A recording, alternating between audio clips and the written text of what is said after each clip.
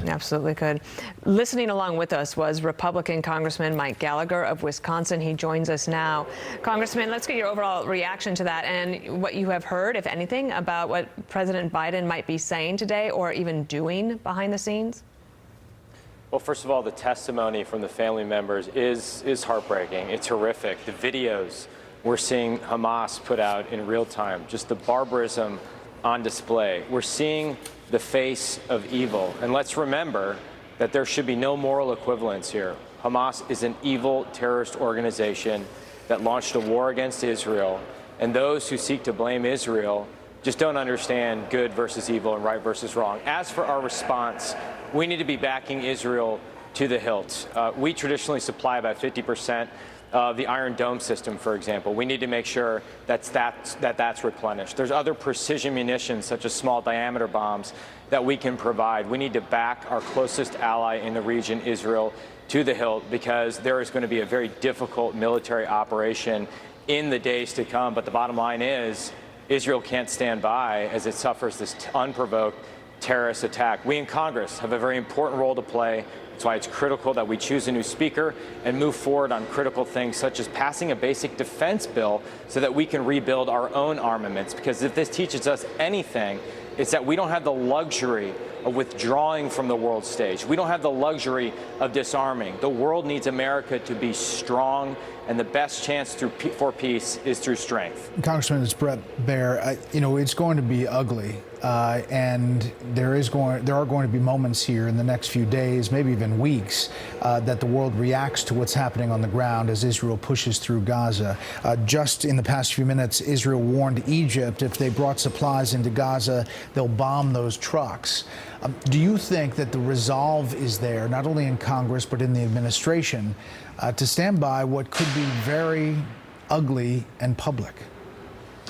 I know that it's here in the House Republican caucus. I've had conversations with many of my colleagues here on Capitol Hill, and there is a desire to do things ranging from the stockpiling and keeping the War Reserve Ally stockpile program fully funded to a resolution, and which would hopefully be a bipartisan resolution expressing our support of Israel. What worries me is that the Biden administration seems unwilling to abandon its broader Middle East policy, which of course is built on a détente with Iran. That should be dead. Biden has been trying to resurrect the lifeless corpse of Obama's nuclear deal with Iran. That is really the source of all chaos in the region. It fundamentally misunderstands the alliance structure in the region. It makes it difficult to build off the Abraham Accords. What we need to do, perhaps more than anything, is to reimpose maximum pressure on Iran. Iran is Hamas's patron, and we can start by freezing the $6 billion that the Biden administration was going to give to Iran in return for American hostages.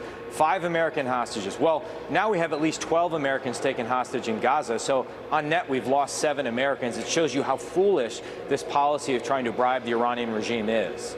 And how dangerous it is as the closer they get to a nuclear weapon, because this is what they can do without one. Imagine what they could do with one. The other thing I wanted to ask you, sir, is there are some Republicans who are suggesting that any aid that the United States would be sending to Ukraine at this point should be redirected to Israel.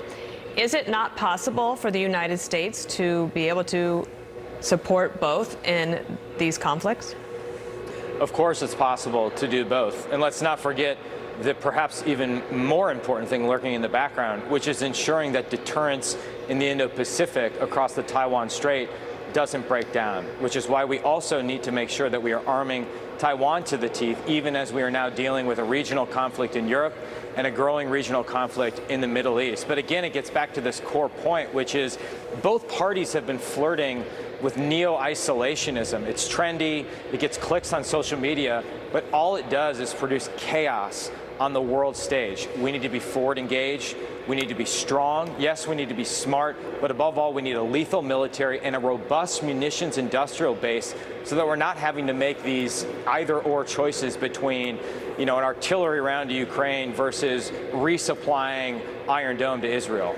Congressman, you talk about reaction around the world. You are the chairman of this China committee in Congress looking at the ways to counter China's influence. You mentioned Taiwan. Senator Schumer was over in China, said he was disappointed that President Xi Jinping didn't say more about the situation in Israel. Now we're getting Vladimir Putin with very muted response about what's happening in Israel. What do you think the big picture globally looks like? A lot of Republicans point back to Afghanistan as being the hinge point for this projection of weakness. Is that what you say?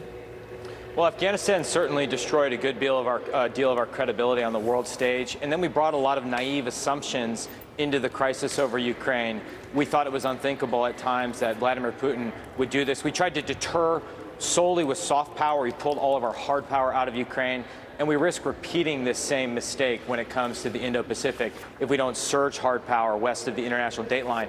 Really, the even broader picture, as I see it, is that increasingly we have an axis of authoritarian powers that are arrayed against us. China is the dominant player in this partnership, but Vladimir Putin is a junior partner, and increasingly the Iranian regime is part of this alliance that's arrayed against Western interests. And the goal is really simple. It's to destroy global American leadership and sever our alliances and partnerships. And if you don't see that forming, I would submit that you're not paying attention to what's happening on the world stage. Congressman Mike Gallagher, Republican from Wisconsin. Congressman